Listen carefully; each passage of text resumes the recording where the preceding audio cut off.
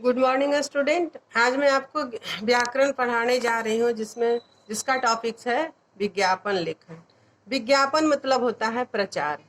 तो आप लोग टीवी पे देखते हो, पेपर में देखते हो, प्रचार किया जाता है किसी भी चीज़ का, जैसे स्कूल का, कोचिंग का, किसी सामान का, किसी दुकान का, किसी शोरूम का, किसी खोए हुए व्यक्ति का। तो अलग अलग चीज़ों का विज्ञापन अलग अलग ढंग से लिखा जाता है। सिंपली जनरली ऐसे विज्ञापन है क्या और कैसे लिखा जाता है आज मैं बता रही हूँ। विज्ञापन का अर्थ होता है सूचना का प्रचार प्रसार करना।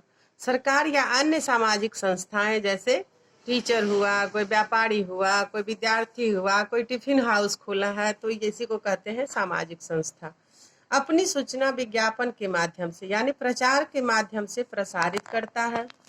आए दिन समाचार पत्र, दूरदर्शन या इंटरनेट सब जगह विज्ञापनों का बोलबाला है, यानी जोर शोर से सभी चीज़ों का प्रचार अपनी बिक्री बढ़ाने के लिए किया जा रहा है।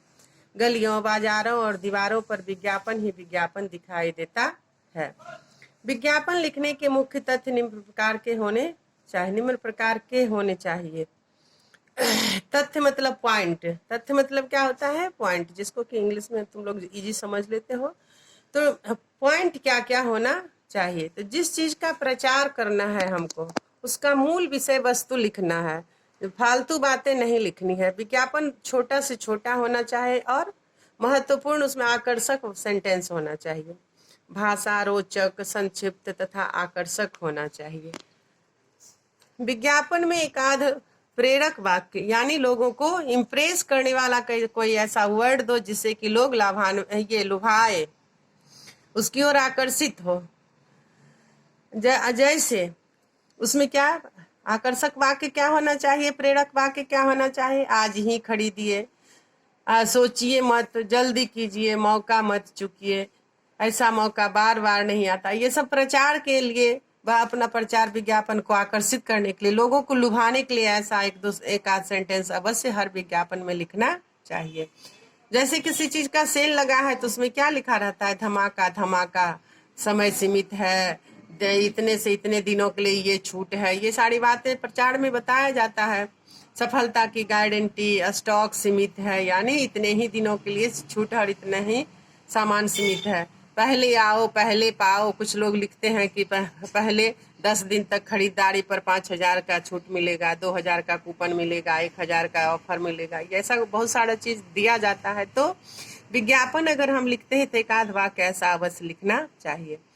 कुछ ऐसे विज्ञापन होते हैं जिसमें चित्र बनाना अत्यंत आवश्यक होता है और कुछ ऐसे होते हैं जिसमें नहीं भी बना सकते हो, लेकिन अगर चित्र बना देते हो तो उसमें तुम्हारा नंबर ज्यादा मिलता है।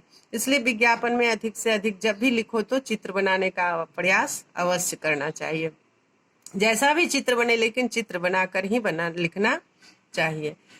फॉर एग्जाम्पल मैं आपको एक बता रही हूँ कि कैसे विज्ञापन लिखा जाता है। तो अगर आप घरेलू फर्नीचर बेचने के लिए प्रचार करना चाहते हैं, आपके पास बहुत सारे फर्नीचर हो गए हैं जिसका कि उपयोग आपके पास नहीं है, उसको आप पुराने दाम पर, हाफ दाम पर बेचना चाह रहे हैं, कुछ कम दाम करके बेचना चाह रहे हैं, इसके लिए एक प्रचार बनाना है।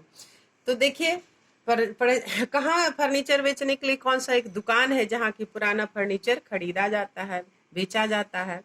तो मल्होत्रा फर्नीचर हाउस, नाला रोड, पटना।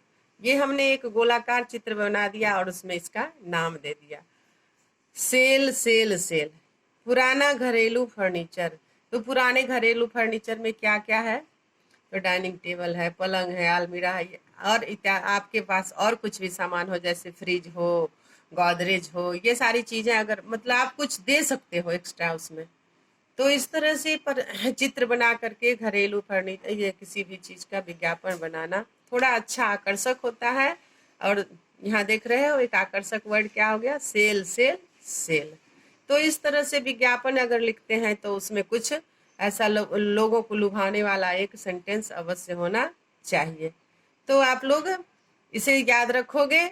और मैं अभी आपको होमवर्क भेज रही हूँ, क्लास वर्क भेज रही हूँ, उसको आप बना करके मुझ पे भेज दोगे, मैं चेक करूंगी और होमवर्क में भी नेक्स्ट कोई विज्ञापन दूंगी जिसे आप बनाओगे। थैंक यू बच्चे।